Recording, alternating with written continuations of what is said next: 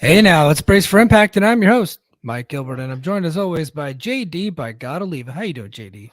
Oh, I'm all right, man. How about yourself? Doing pretty good. Had kind of a wild day. I have the day off tomorrow, so that's cool. Nice.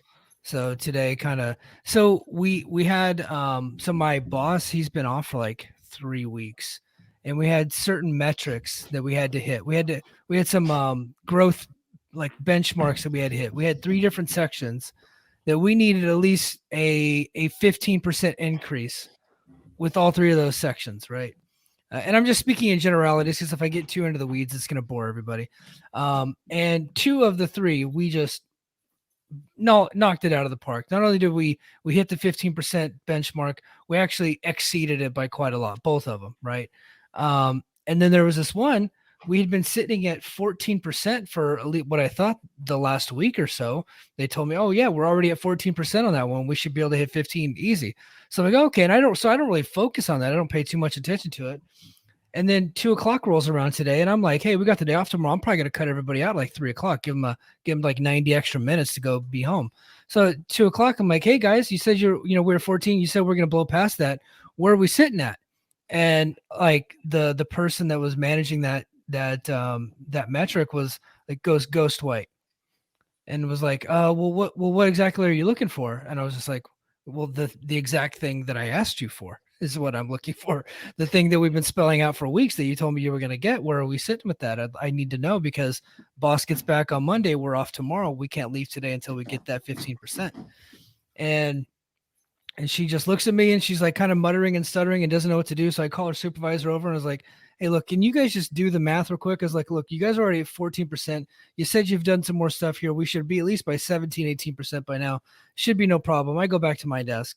They come into my office, or no, the girl comes in my office like 15 minutes later, and she's like, "Well, when I said we were at 14%, that was more of a projection. We were expecting to get there by today, but we haven't hit that mark." And I was just like, "Oh, okay. Why don't you go tell your supervisor to come here? We'll talk about this later." So he comes in and I just let him have it. And I was just like, when you write on the board that we're at 14%, I expect us to be there. You don't say don't write it if we're not actually there. Write what the truth is. When you call that a projection, that's called a lie. That is called not being truthful. So therefore, you have lied to a senior non-commissioned officer in the military, which comes with a little bit of punishment that we might not even get to. But so we go back and forth, and needless to say, they were at 7%, and they were supposed to be at 15%.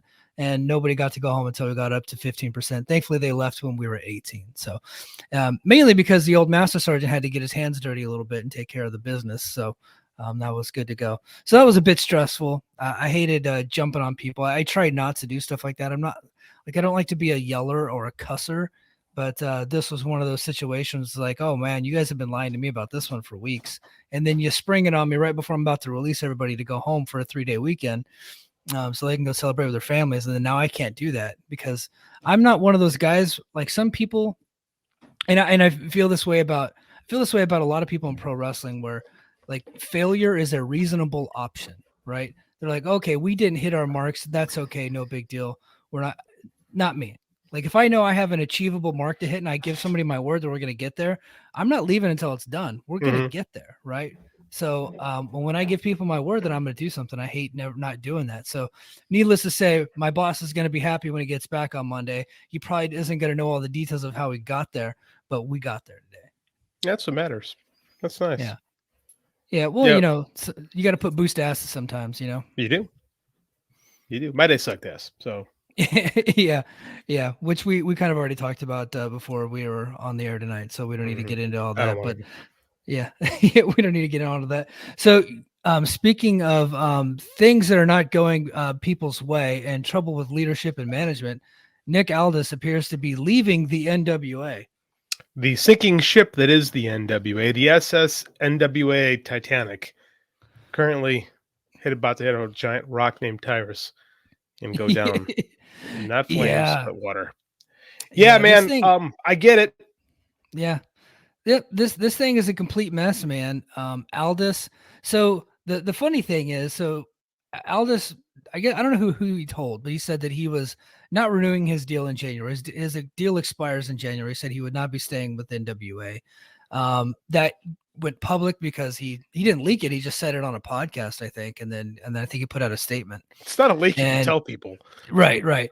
And NWA has their show this weekend, and he was going to be on that show. He was actually one of the lower card matches, and he released that he was going to be leaving, and that kind of overshadows what's happening on the pay-per-view a little bit. You know, you got a kind of a lame duck guy on the show. People know about it, so it's like, oh, okay, we're not really interested in what he's doing. So Billy Corgan pulls him off the show, essentially suspends him for the rest of his contract, and then he kind of went scorched earth a little bit on Busted Open with Bully Ray and Dave LaGreca there.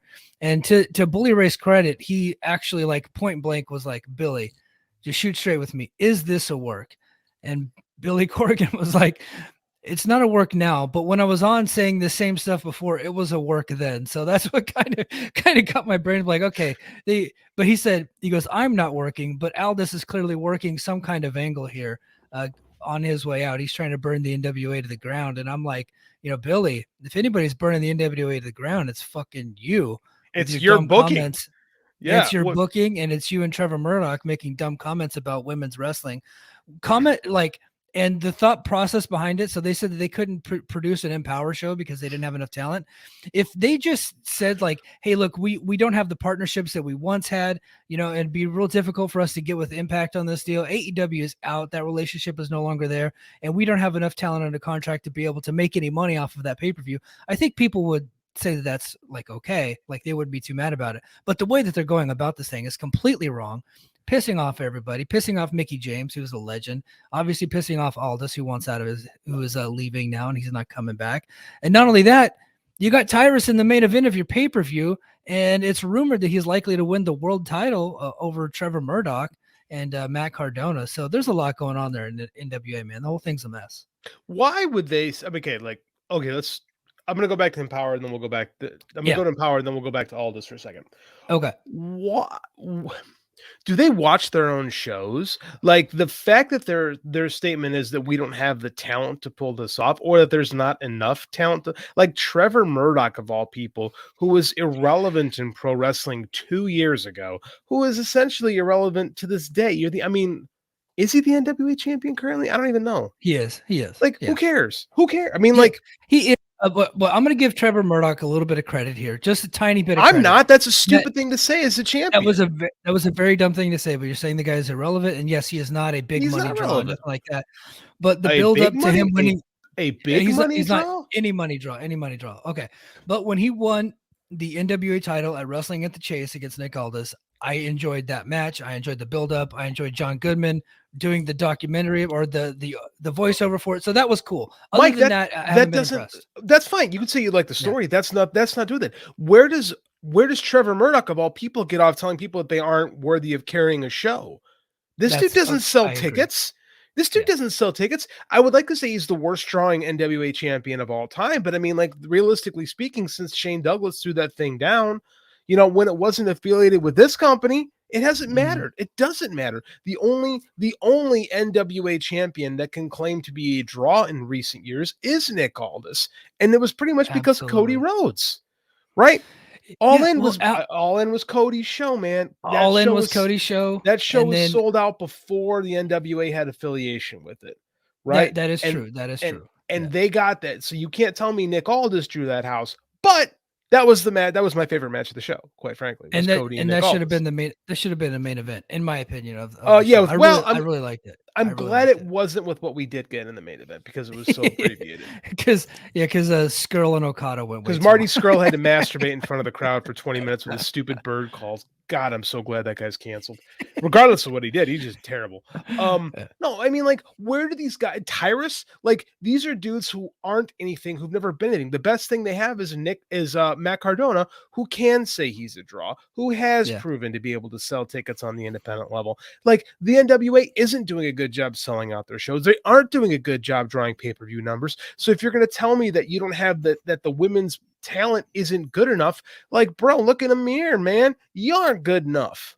Like, it's insane. I get that he's got to trumpet the banner as the champion, but you come off sounding like an idiot. And I'm not sitting there telling you definitely. that Empower is going to draw, whatever, but you're not drawing nothing anyway. Yeah. You're irrelevant as it is. Yeah. And so they only have a few women on the roster, and if they did try to promote another Empower pay-per-view without the help of AEW and without the help of Impact, they would lose their ass. And I think they should have just left it at that. It's like, hey, look, we only have so many folks. And we don't really have the relationships that we had before. So if we tried it right now, we would lose our ass. We'd rather wait until we can build something up over time. We can't just schedule it right now. We have to wait until our roster expands a little bit. And we just don't have the capability to do that. Because they're on Fight TV on a paid deal. They're probably not making a ton of money off of that thing. They're probably actually losing money doing that. So they should have left it at that. Now, back to Nick Aldis, right? Yes. Who I thought was a great NWA world champion. I thought the gold, what was it called? The gold series, 10 pounds of gold series. I thought was an incredible kind of a documentary series. It started to get me back in the mode of enjoying NWA. The first incarnation of the NWA that they started to do, I actually really enjoyed. And then the pandemic hit, and then everything after that has just kind of fallen by the wayside. That's not what happened. That's not what you left out. You left out a giant part of why that changed. Let's focus on, let's be real. Am I forgetting something that happened? You are forgetting somebody. The guy, because I'm just going off the top of my head, by the way. The writer whose name I can't remember at the moment, who got canceled. Dave Lagana. Dave Lagana. I was about to say Dave LaGreca. I'm like, that's not right. Dude, I did forget about that. That's it. The 10 pounds of gold was his. Like, NWA Power, 10 pounds of gold. That was his brainchild. Billy is a money guy who just paid. Like, 10 pounds of gold in the NWA is nothing like what his 2016 TNA run was like, right? Yeah. This is all Dave Lagana's brain. We talked Busted Open. Now it's stuck in my head. Yeah. It's all Dave Lagana's brainchild. He turned out to be a sex pest. So, yes. Allegedly, by the way, gotta say that. Dude, we have to say that. We have to say that. You can say it. You're so filthy that Billy Corgan isn't gonna touch you. Mm-hmm. That's all I got to say.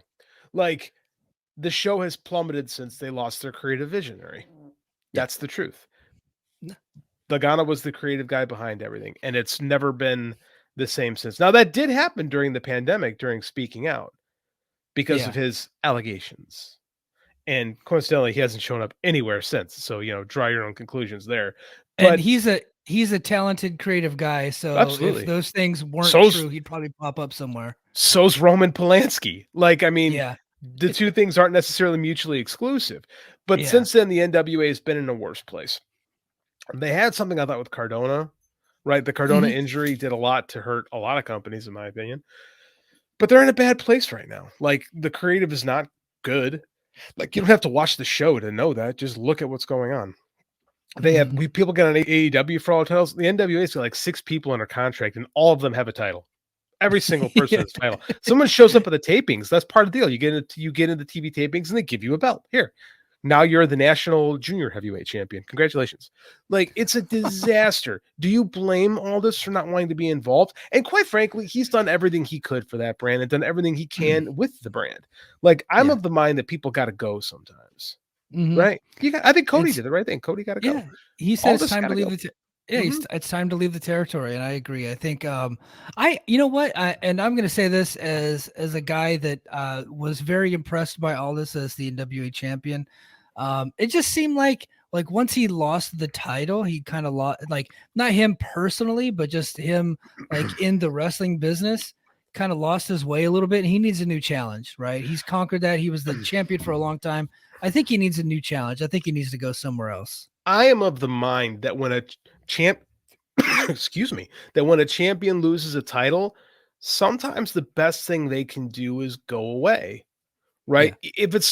Even if it's for permanently or for just an extended period of time, like, because there's no way to show up to make you look good when you were the guy. Now you're not the guy. And they're pushing you down the card. Like, imagine how much better WCW 97 is if Hogan loses to Sting in that match and he just goes away. Yeah. Right. Like, it's better that way. Like, I think that's something that all companies need to do. That when the champ is done, do something else, and then you could bring him back months later. But I mean, I think everywhere guys are better off just kind of disappearing after a while because it's such a blow to the image. They're so less than when they're walking around without that title. I think it's kind of hurt Moose a bit here since like he's felt like he's floundered a bit since losing the title. Like because I mean, like where do you go creatively speaking? He's just been kind of he immediately lost the rematch to Josh. I think it was like the very next night, and they did the rematch immediately, so they can just kind of like that was their way of saying, hey, we're moving on from this feud, so we're gonna do this right away. We're gonna move on. And Moose has just been kind of like he feuded with I don't even remember who he wrestled at Slammiversary. Is Astro going crazy back there? He's by the way, losing his damn mind. Do you see he's trying to take stuff off the walls? Hey, knock it the fuck off. Go Come on, Astro. What are we doing, bud? Come here. Do you want to be on the show? Yeah, everybody. Dave Meltzer had his dog on TV earlier. Let's say hi to Astro, everybody.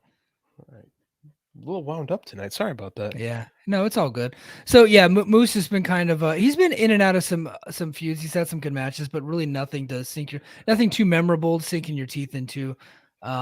Nothing. I mean, he had the barbed wire match, which I happened to enjoy, but with Macklin fun. And Callahan, yeah, it was fun. But so with Aldis, so where does Nick Aldis go from here? And clearly he has like a history with Impact. He was the former TNA champion, multiple time TNA champion. He's what, 36, 37? Something like that.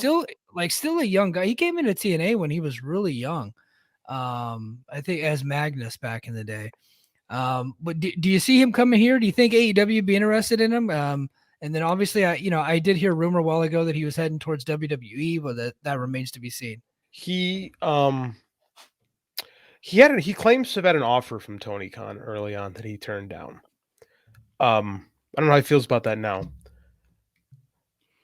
I like the idea of Nick Aldis coming back to this company.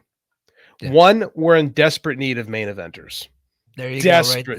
Desperate right need of main event talent that can be face or a heel. And here's why I like Nick Aldis in this company. Nick Aldis has never been in this company. Brutus Magnus was the guy, right? Yeah. And he has got a different character, a different portrayal. Like, he really reinvented himself with the NWA. Like, he turned himself into an old school, 60s, 70s world champion guy, walking around in the suits, holding the title like a briefcase almost. Like, he can't say what you want about his wrestling. Like I said, I saw the man have good matches. Like, Cody Rhodes is great, but he's not my favorite worker. But those two had a fantastic match together, And not only at all in the rematch too. The rematch at the NWA show I thought was like just as good, or some people thought was better at the fairgrounds. Yeah, I'm biased because I was at the All In show. Yeah, so I can't say which was better. It's always better when you're there. And seeing Cody Rhodes win the NWA World Title as a fan was awesome. But the match was good. Both matches were good. So Nick Aldis is capable of having matches. Does he have like your Kenny Omega style 4-star Dave Meltzer classic? No, but you don't have to have that. I would love to see him come back here as Nick Aldis, as that guy, because I think that you have a great dichotomy with him and Josh Alexander, because Josh Alexander is a super blue collar dude, right? Yeah. Walks around in work boots. He's got that big old beard, shaved head, looks like tats all over the place. He looks like a dude you'd see at the bar that works out a lot, right? Nick Aldis isn't that guy. Right? Like, there's something visually appealing about those two in a program. And I think Aldis is much better as a heel. Always have thought that. So I think that immediately he's a world championship contender, if not a champion. Like, I think this company needs him, quite frankly. I'm much more interested in him than Bully frickin' Ray. Yeah. I think this company would need him. Look, and say what you want. Like, yeah, he's not going to give you those 5-star classics, but he can occasionally pull a 4-star, out of his butt. But what he can do that this company needs, that he could probably do better than anybody in the promotion, is talk people into the building. Something we need. Yes. Like that. I think that is more important than your star ratings, which essentially mean shit, honestly. I think that he could talk people into the building. I think he could be a heel for Josh to overcome. I think he could even beat Josh and become champion, and then they could do kind of a back and forth thing there. Because what Josh is lacking since he's had his Moose feud is a heel that he can really sink his teeth into. Absolutely. You know what I mean? And I think honestly, Alexander has gotten a little bit stale because of that. I agree. So, and I know they're trying to do something like that with Bully Ray. They got this long-term story, but look, Bully Ray is Bully Ray. He, was famous a long time ago. I don't know what he's got left in the tank. I'm not really all that interested in what they're doing. I don't care that Bully's going to turn on him. They've set it up, and I don't care. Bully's still a great promo, but look, Aldis is a great promo. Aldis looks like a world heavyweight champion. He does. Aldis he's got great promos, and he really could be that opposite of Josh Alexander. Josh is kind of like that modern day New Japan strong style type of performer with a little bit of Bret Hart and Kurt Angle in him. And Aldis is straight up old school Dory Funk Jr., Jack Briscoe, with a little bit of, he's got a little bit of Randy Orton in him, not as fluid, but he's got a little bit of Randy Orton in him, like with the look. He's at 6'4", he's shredded, looks great. He's like your classic NWA World Heavyweight Champion. I like that pairing. I like that matchup there. No, I really like the dichotomy. Like I said, it's blue collar versus white collar. It's beer versus champagne. Right. Mm-hmm. And I think you could go a long way with that. Like, one thing I really liked with the Cody Rhodes Aldis match was like the cornermen, like, the big presentation, like Cody and Aldis both came out with their entourages. Right. Mm-hmm. I would like to see them create something like that again for Aldis. That isn't necessarily a 4 horsemen, but just like his entourage. Of course, none of those guys are available now, but I mean, like, it was a cool look when they did it. Right. Yeah. I think they should do it again if he comes back here, because, like, again, Josh versus like his own, like, and that's strictly business. Like, you and I are going to differ on this. I do not want Tom Latimer back here. Okay. So I wouldn't mind him back here, right? And I was just kind of you just want the meme. You just want the meme. I want the meme so bad. It's in my bookmarks. It's on my phone. It's in my favorites list on my phone, ready to use it at a moment's notice. I have I got the Herschel Walker with the badge thing. That's in my bookmarks. That's saved as a favorite. I'm ready to bust that out at a moment's notice. So, but what I'll say about Bram, I wouldn't mind him in the company.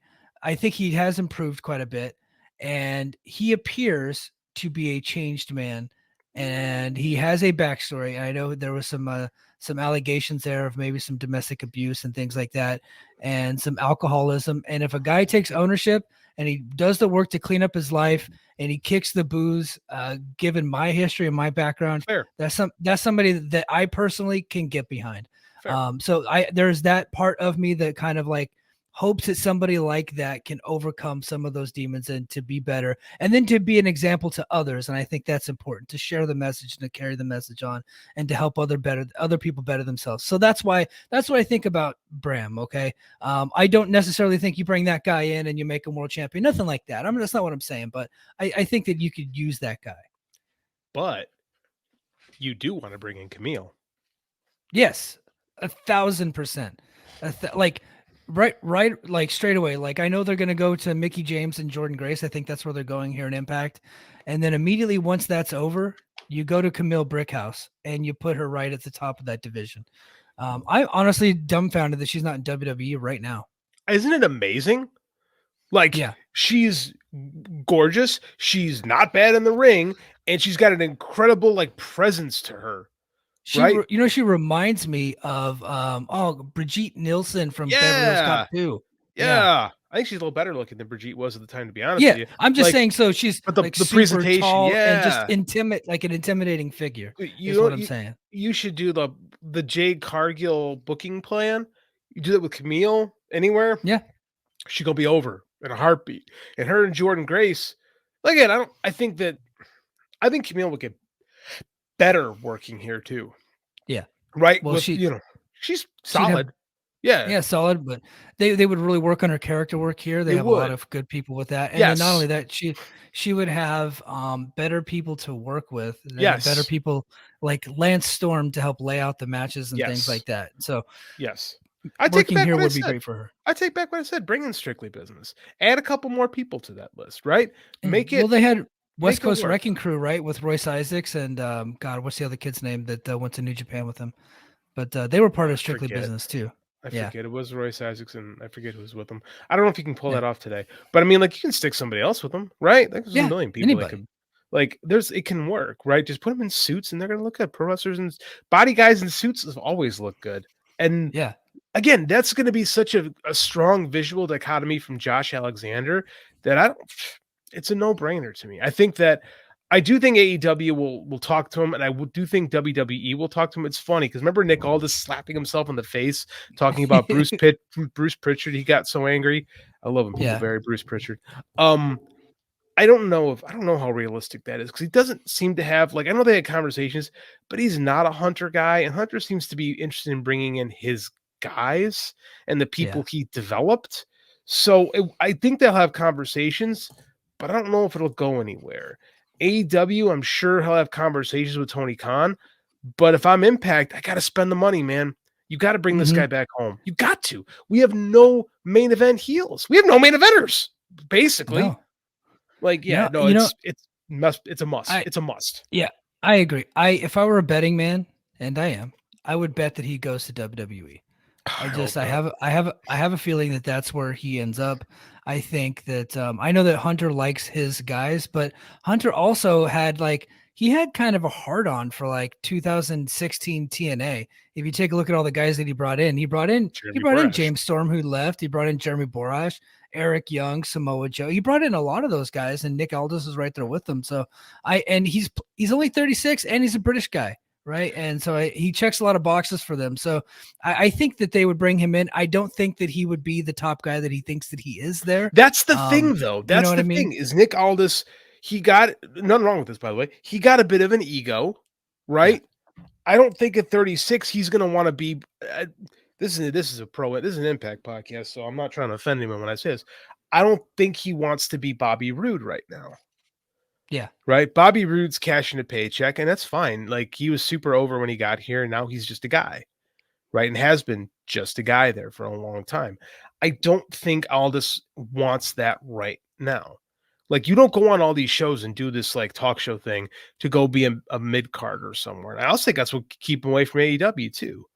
Right. Yeah. Well, I don't think he fits in AEW at all. Well, I think he could fit. Maybe Ring of Honor. Maybe with the ring, whatever they do with Ring of Honor coming up, you could do something there. I mean, his style is so kind of opposite of what they do. I think that their fan base would revolt against him. They revolt against Jay Lethal, who's really good. They revolted against him because there were some allegations about him in the past, and I think that was some of it. But none of that stuff was ever proven, right? But it was. Yeah, it was very. I don't want to get into it, but so I think that's why they revolted against him. They're definitely revolting against Double J. And you know what? He's too good. He's just gonna get it over anyway. Did we not tell you that he was the last? Did I not say he was the last great heel on this show? He's the only one who are they going to just hate for no reason. I mean, Dave even gets all worked up when we're talking about Jeff Jarrett in the show. It's beautiful, man. I love it. It is. Brian Alvarez said he's got PTSD from covering TNA when Jeff Jarrett's on the show, and I love it. It's great. It's just, it makes me so happy. No, Scott D'Amore, I know you never listen to what we say, but Nick Aldis is a must. Actually spend money on him. He is worth it. And then you got Mickie too. Yeah. Yep. Absolutely. All right. Well, so let's go ahead and get into the show here. Josh Nason from Wrestling Observer actually did the recap, and because we want a job from him, we are not going to bury Josh like we would Josiah. So any type of typos and mistakes, we're just going to roll with it and say great job anyway, Josh. No, I'm sorry, Josiah, but this is just an upgrade. Wink, wink, wink. All right, so we go to BTI. Killer Kelly submitted Sandra Moon on the BTI pre-show, and that was Talking BTI. Thank you, folks. Thank you for talking BTI with us. And that one was especially made for the guy on Twitter who said that the BTI gimmick is getting stale. Sorry, guy, it's not stale yet. It's nowhere near as stale as BTI. Gimmick stays. We're doing it every week. Boom. And we get to the main show, and God has blessed us with a beautiful, beautiful man with a beautiful song and a beautiful gimmick. And he opened up the show tonight, defeating Brian Myers to win the Impact Digital Media Championship. And what I got to say, I actually enjoyed this match. I think Joe Hendry, his character work is a lot stronger than his in-ring work, but I didn't think his in-ring work was too bad here. Brian Myers is a really good wrestler, and I thought they worked well together. And this was great, man. I really dug this. Got to be a good character if you're kind of average in the ring, right? And I don't think average. I think Yeah. average is like, this is gonna be a weird thing to say, but average is underrated. Yeah, Like because everybody's so damn good all the time right now. It's right. like I'm kind of leaning towards wanting to see more characters anyway at this point because I see 5-star matches 3 times a week. And you're spoiled by it, and they I forget, someone correct me, like, oh yeah, Aussie Open lost to Chris Bay and Ace Austin. I'm like, oh yeah, that was a good match, but I forget about good matches all the time because you see them so frequently. But I Yeah. remember everything Joe Hendry does. Yeah. You Yep. know, I mean, and this is the right choice, by the way, because digital. We've been day one saying this belt is stupid, right? Hmm. It's stupid. It's useless. Put it on a guy who's already over and who's hilarious, and all of a sudden, it's way better. It's like a match made in heaven, Joe It really Hendry and the is. digital media title. It Because really is. I'm never going to care about the title, but I believe in Joe Hendry and I care about what he's doing, and so that makes me interested in what the title's got going on. So, I'm um, and I like Myers, right? I thought Cardona could have. It was weird. Cardona's walking around with the digital media title and the NWA World title, and I really thought it brought down. Again, in my opinion, the mhm. NWA title was low to begin with, but I thought him holding the two together, it was almost like a rib on the NWA to have the it, most I useless didn't champion in your company. You know, I didn't like it, and they rarely even acknowledged that he was NWA champion. I really felt like they could have embraced him as the NWA champion and kind of made that title seem like it was something in a partnership with NWA, and then eventually do something there with him as a heel. But they opted not to do that. No, he got hurt anyway, but still, could have done an before he Empower got show. hurt, Could have done an yeah, Empower show with an Impact relationship. You know, yeah, you absolutely could have. After the match, Cardona got in Hendry's face on the outside, leading to Heath and Rhino coming out to beat up Cardona and run him off to the back. Mars hit an Oh, this was not after the match. This was during the match. He hit an implant DDT, implant. got a near fall off of this distraction and tried to go for the roster cut, but Hendry countered with the standing ovation choke slam throw to win the title. So there you go. Good stuff. Do you remember who popularized the implant DDT? Do you remember who was the guy behind that variation on it? I don't remember the name off the top of my head, but as soon as you say it, I'm gonna be mad. Barry Windham. Yes, sir. Barry Windham, one of the The all-time inspiration greats. for one Uncle Howdy on SmackDown. That is talking Yeah. SmackDown this week on BFI. Yes, absolutely. Next, they followed this matchup, which I enjoyed, with one of the better segments. And if you guys haven't seen this, I actually tweeted this one out. Gisele Shaw and her social media manager, Jai Vidal, he's the new Caleb with a K. They're backstage talking about new videos for her after she defeats Jordynne Grace for the Knockouts title. We then got to see a video which featured clips stolen from other interviews, pretending with her putting a voiceover saying Gisele Shaw's name over the name that they were actually saying, talking about how great Gisele Shaw is. So they had clips of Deonna Purrazzo, Eddie Edwards, Steve Macklin talking about these legendary figures, and then she would just superimpose the name Gisele Shaw over their voice whenever they would get to the talking about the name. And Dub. it was pretty damn dubbing. Sorry. It was pretty damn funny. It was awesome. Josh Nason loved it. Really cool and fun segment. Yeah, I thought this was fun. Production guy. Anytime we make jokes, it reminded me. When you come to something like this, you always think about the Mick Foley Rock I Quit match, right? Where they dub the I Quit in. So it always makes me think of that. But this was funny. I laughed at it. I was ready to shit on this, and like Impact, they always do this to me. I'm ready to hate something, and I'm like, oh, this was fun. Kudos. Yeah. Good job, guys. Yeah. Good stuff. Not so fun was Eric Young talking about the revival of Violent by Design, or the revamping, following Big Con, who's just now Con, so even more creative, and Alan Angels joining the group last week as they beat up Callahan. So the feud must continue. It's ongoing, and at one point in the segment, Angels said he was like embracing his dark past, and they were talking about the Dark Order. Of course, they're referencing that. part of his his history. Yeah. So there you go. The Violent by Dark design. Order. The Dark Order. Yeah. Really an evil group. Sure. I'm Yeah. happy Alan Angels is going to stick around here. Yeah, me too. Hopefully, this stuff leads to something good, but not And that good yet. he traded in a stupid purple mask for an ugly yellow sweatshirt. Yeah. Trey Miguel defeated Mike Bailey by DQ to advance in the X Division tournament final. Kenny King was actually at ringside. Kenny King, who Bailey defeated to advance to the spot, came out. He had some popcorn, grabbing a seat, and then at one point, he about halfway through the match, not halfway, at the end of the match, he grabbed Trey Miguel and threw him into the ring steps right in front of the referee to make sure that Bailey got disqualified. So there you go. They didn't even get a chance to have a good match. So I was excited to see this one.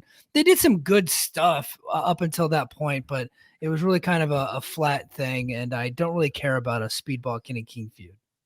No. Underwhelmed actually with this match. Had Yeah. higher expectations going in. The finish doesn't help, but I don't know. It felt like both guys were I get it. It was more supposed to be a story match than a match, but these are guys who should not be doing character stuff. These are guys who should be having, quote unquote bangers, right? Oh, JD, did you just say bangers? I did. I couldn't think of a better term. Okay. I know. I feel like I need a bath now after saying that. A banger. Yeah. Isn't that a sausage in England that they refer to those as bangers? Bangers and mash. Bangers and mash. Yeah. I've actually had that before. So me too, actually. It's pretty good. Yeah. So good matches are big sausages. Yeah. Keep that in mind. Keep that in mind next time you see that stupid meme floating around. Yeah. Yeah, I don't know, man. I'm making jokes because I think this match is underwhelming. Yeah, so Bailey did hit a really cool moonsault into double knees on the outside, so that was cool. But this was all about the story, and I kind of felt like it. Now Miguel goes to the finals of the X Division tournament. I was kind of hoping that we would not get any of the Gaga and just get like a legitimate champion after what happened with Frankie Kazarian, kind of dropping the title after winning it immediately. But instead we got a little bit of Gaga here, and Miguel goes to the finals, and now he's a weak contender to the title, and he's going to meet the winner of Black Taurus and PJ Black, and it's got to be Taurus, right? I mean, it has to be. I would assume so. I don't know, unless we're pushing PJ Black, anything's possible here. I have no idea. Yeah, like, who knows? It's a weird. Yeah, it doesn't. It's not good. It's a weak way to set up a contender. It just it's flat, man. This was really. I was looking forward to this too, but it was really flat. Yeah. Bummer. Rosemary was backstage with Jessica. Was telling Jessica that taking a loss to Savannah Evans last week, as she did, was okay.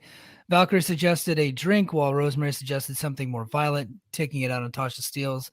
She then said she would probably just get a drink. So, okay. This leads to a segment later that was flat.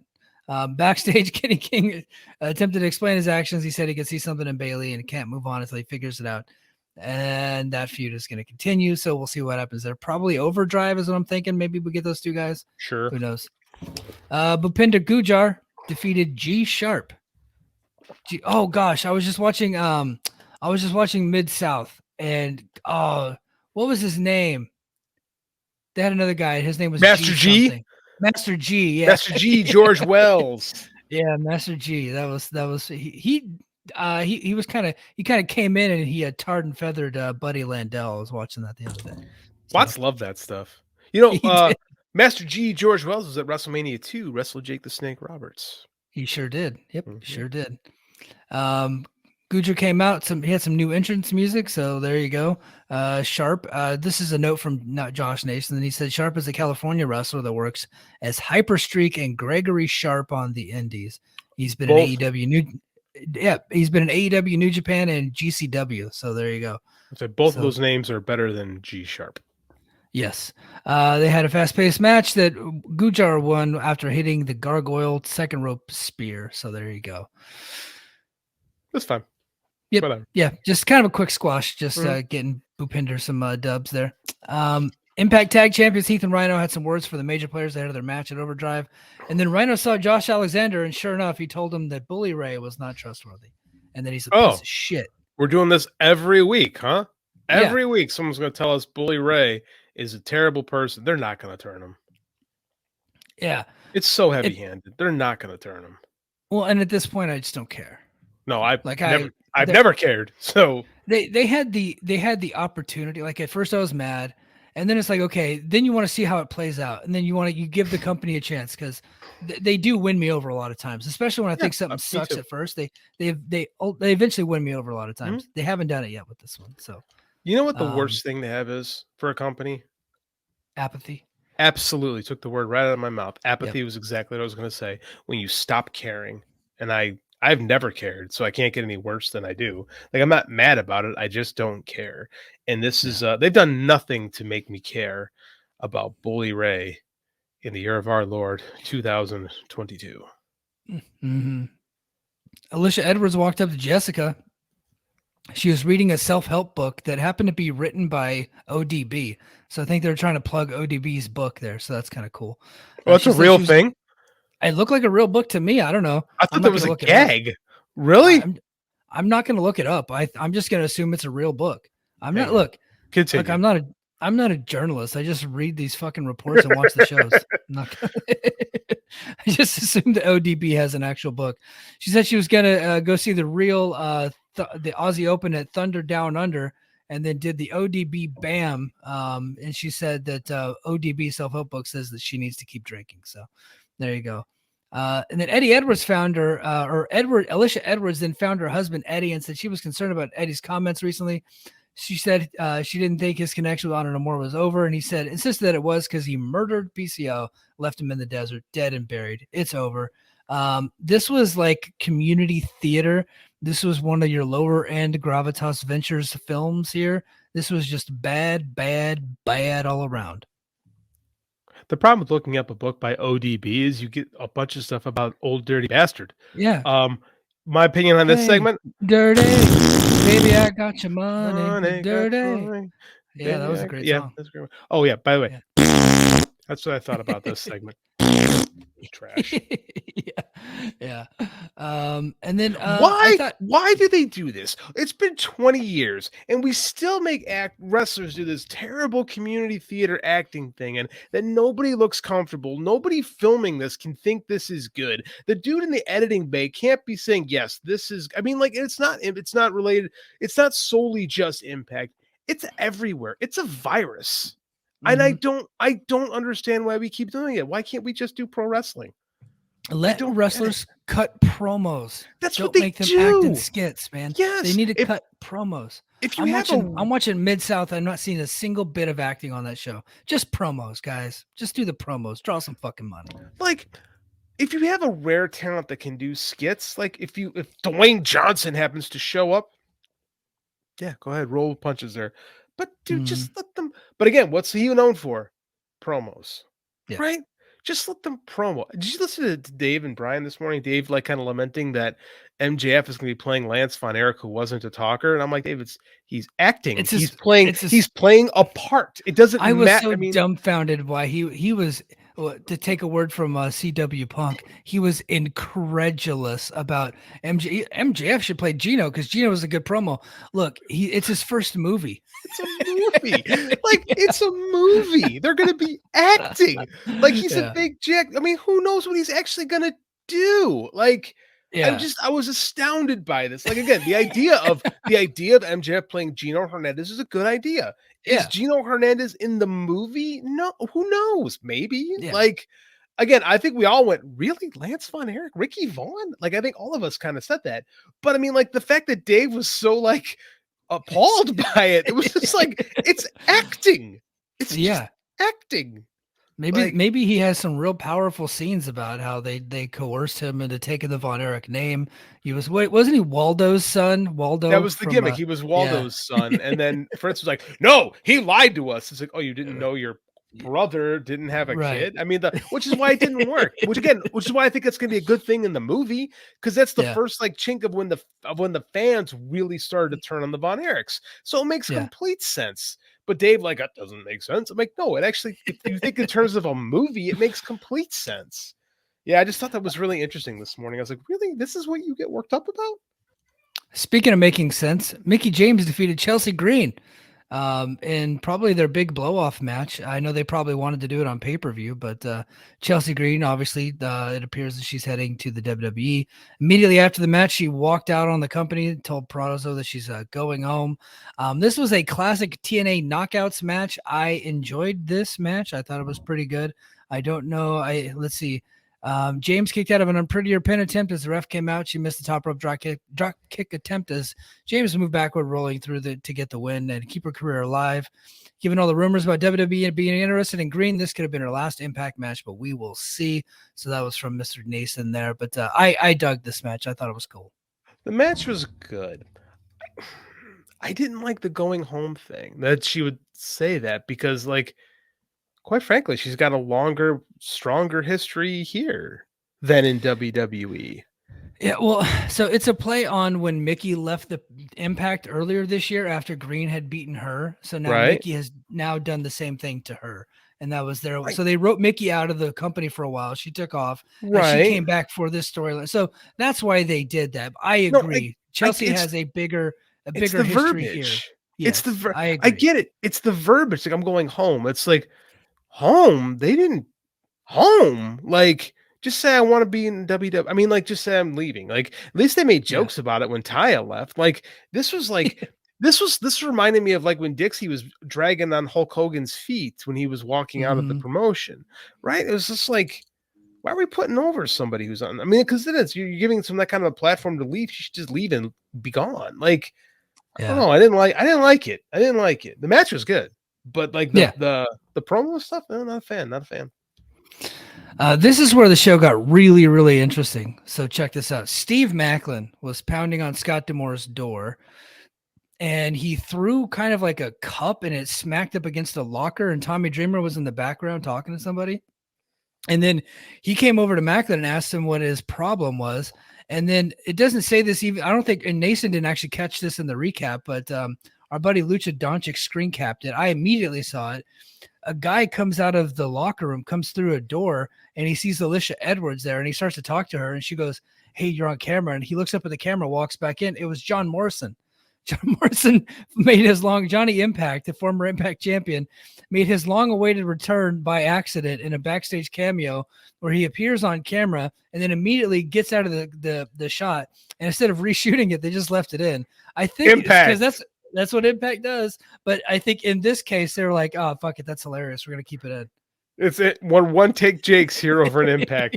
We don't got time for take two. Got to keep the train moving. Of course, this was Triple H's WWE. That would have been a hint for something greater, followed by QR codes and Uncle Howdy. Yeah. Do you think you're not gonna waste his return to the company by accident at a backstage skit? I don't think that's gonna happen.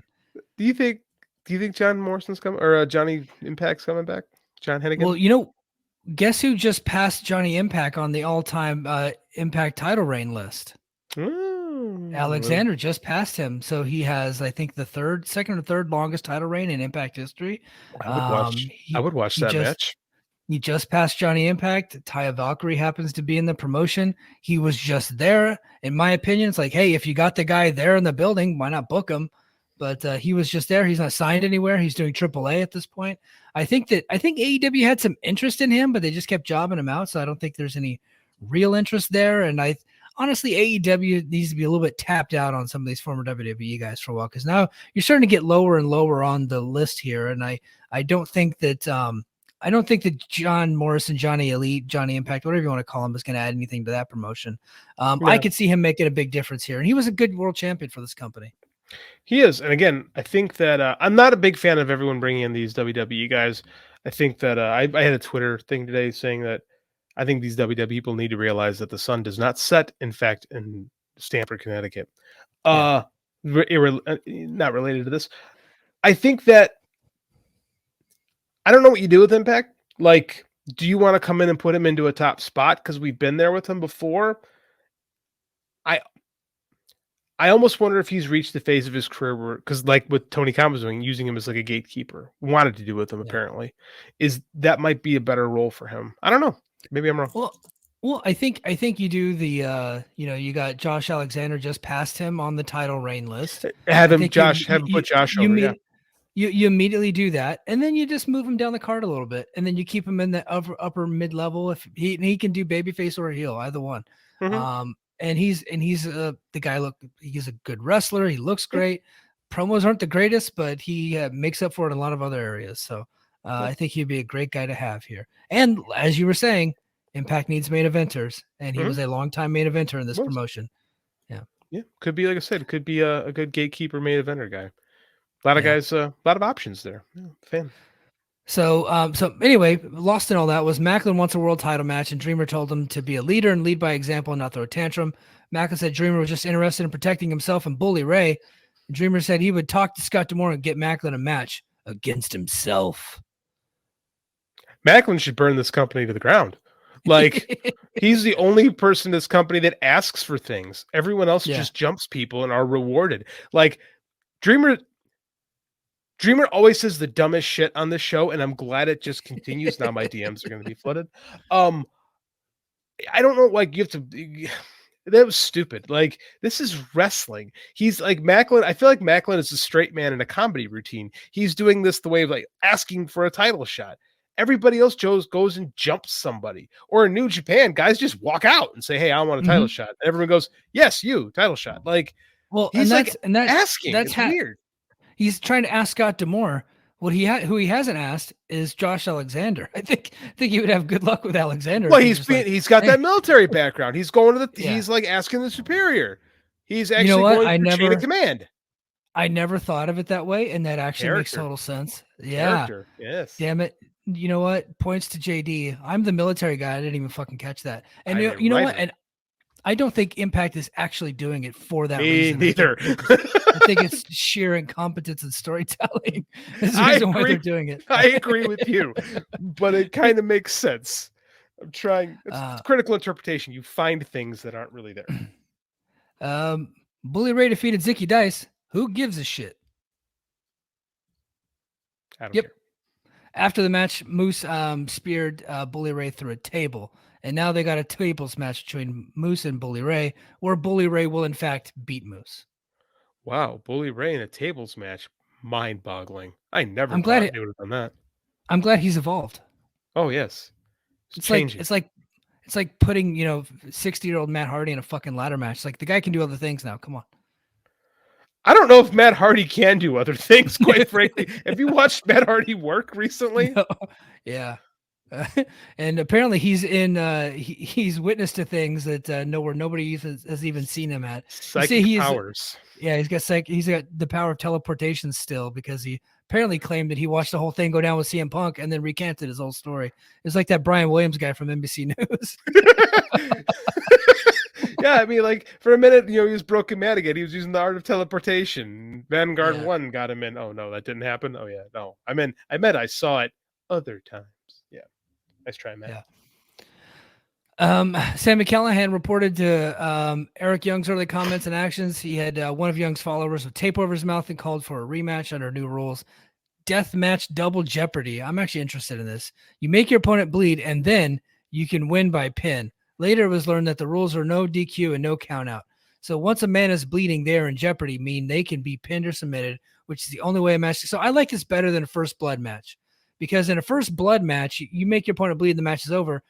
I've seen it before where somebody gets an accidental nosebleed or an accidental cut, and then they have to be like, no, he's not bleeding enough. This one, it opens it up to where, hey, look, you can't win the match until your opponent is bleeding. I like that.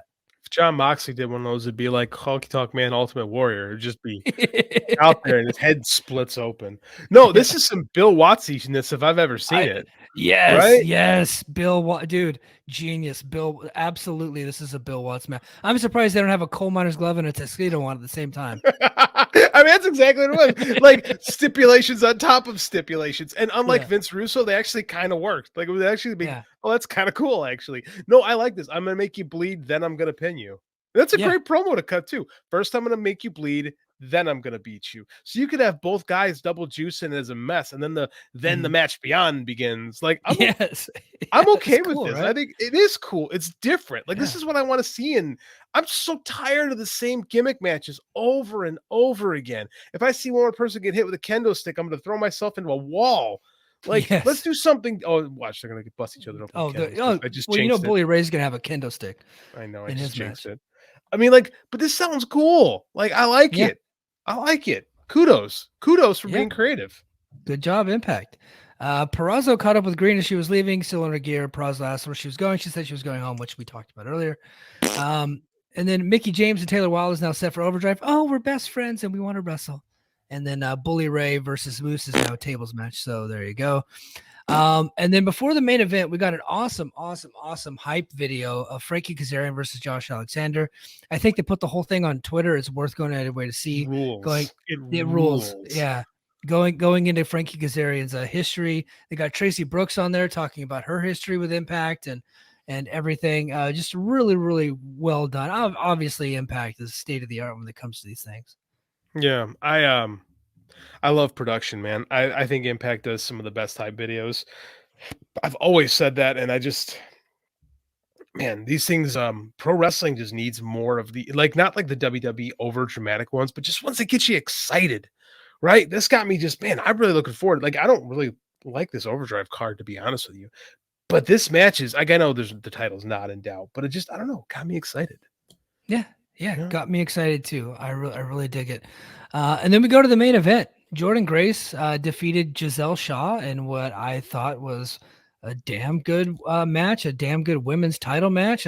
Giselle's got something, man. And obviously Jordynne Grace is one of the better. Jordynne Grace is one of the best out there. I think she was just a PWG over the weekend, and Dave Meltzer put over her match with Masha, saying it was as good as her Bound for Glory match, but the crowd heat was way better because it's PWG. And they fought for everything there. Mm-hmm. Yeah. So, but he said that the match that they did, it was probably similar, but the crowd heat was insane. So she's really making herself to be a hot commodity when her contract is up with this promotion. And I think they're going to really, really have to dig deep to keep her because she looks incredible. The work is outstanding. Promos are getting better. She's just great. Jordynne Grace is an absolute superstar, and Gisele Shaw's got something too. And they look great here, man. Well, I'm gonna say it like this: you got to beat WWE because it's either Jordynne's going to be here or in WWE. Because I don't think she's going to the other place. So, Gisele Shaw's really good. John LaRocca told us that she was really good, and I got to admit, I'm impressed. Gisele Shaw looked absolutely great in this match. This is good. This is just a good wrestling match. Very, very entertained.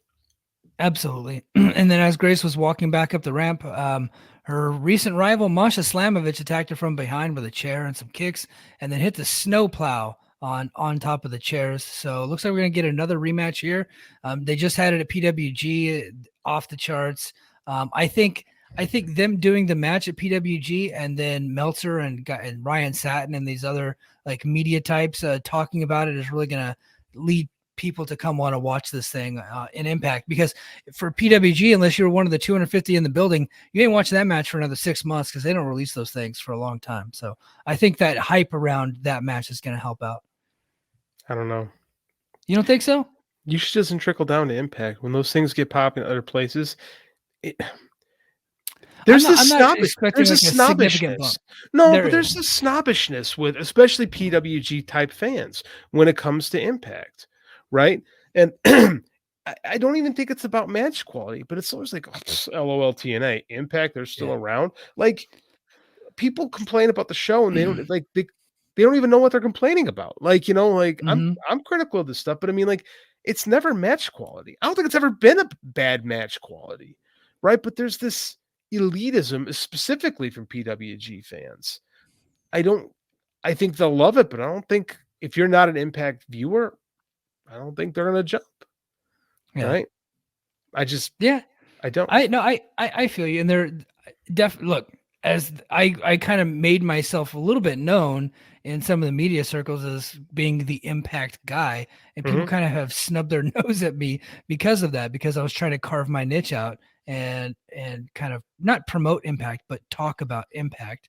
And I have felt those effects. Look, I could post one of our podcasts in the Fight Game Media Facebook group, and it won't get a goddamn bit of attraction. Yeah, because no one in our Facebook group gives a shit. Yeah. I know, but I posted in some other ones and some, especially some Impact related ones, and it catches on fire in this But room. Get that's a what lot of that's attraction. what I hate to go off on our Facebook group, but I mean that's just the thing. Is like our like Impact show. There's good wrestling every single week, but there's a lot of snob wrestling fans that can't be bothered to check it out because Impact is somehow beneath them.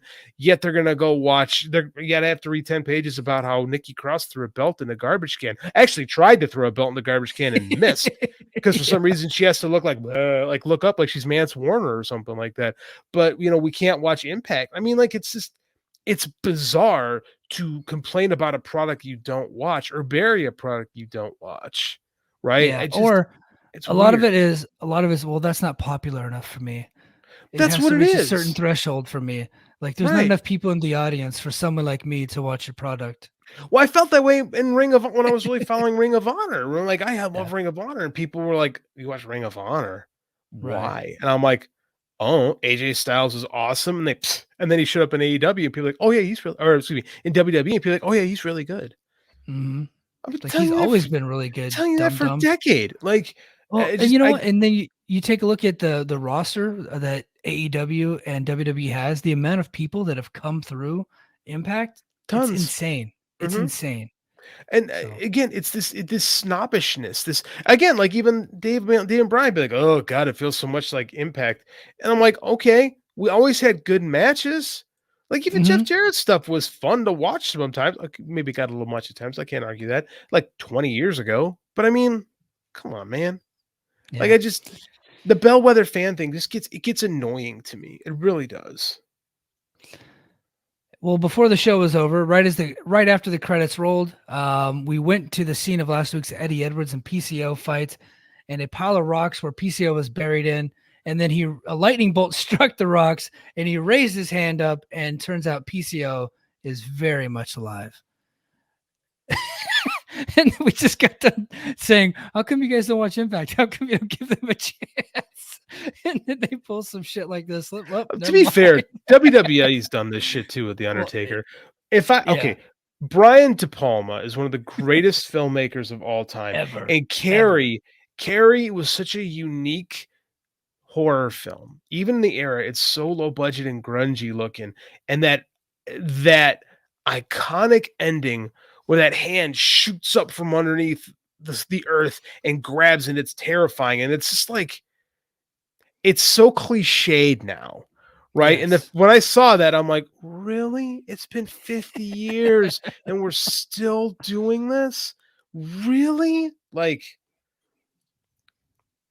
yeah, and you're right. I spent just 5 minutes saying, why don't you guys give this company a chance? That's a good show. Uh, And then they do the rip off Carrie ending that WWE has yeah. been ripping off for 20 years. Yeah, never mind. Never mind. I get it.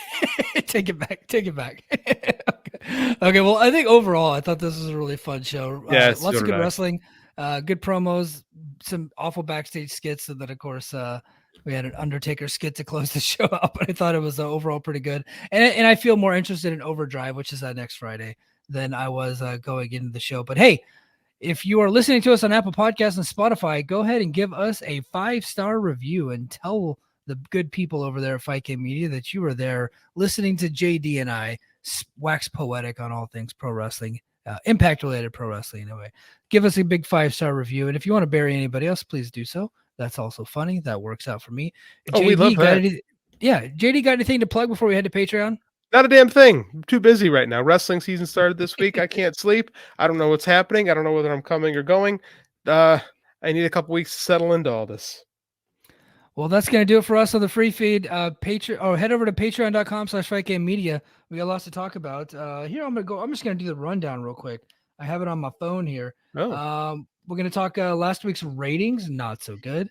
We got some MLW news, some huge news revolving MLW and Brace for Impact. We're going to talk some Mia Yim, Taryn Terrell, Lady Frost, CM Punk, and more. So head on over to patreon.com/fightgamemedia. $5 a month to hear this audio gold each and every week. All right, everybody, we're out.